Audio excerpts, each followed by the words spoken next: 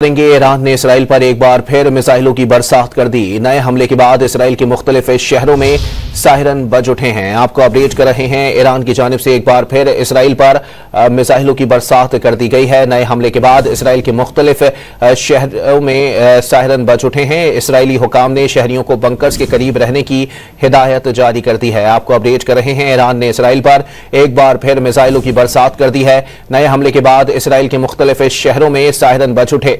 Israeli हुकाम ने शहरियों को बंकर्स के करीब रहने की हिदायत जारी कर दी है। आपको बताएं कि ईरान की जानिब से जवाबी हमलों का सिलसिला जारी है। ईरान ने एक बार फिर इसराइल पर मिसाइलों की बरसात कर दी है। नए हमले के बाद इसराइल के मुख्तलिफ शहरों में सायरन बज उठे हैं। साथ ही साथ इसराइली हुकाम ने शहरियों को बंकर्स के करीब रहने की हिदायत जारी कर दी है। ईरान की जानिब से इसराइल पर एक बार फिर मिसाइलों की बरसात कर दी गई है, जबकि नए हमले के बाद इसराइल के मुख्तलिफ शहरों में सायरन बज उठे। इसराइली हुकाम ने शहरियों को बंकर्स के करीब रहने की हिदायत जारी कर दी है।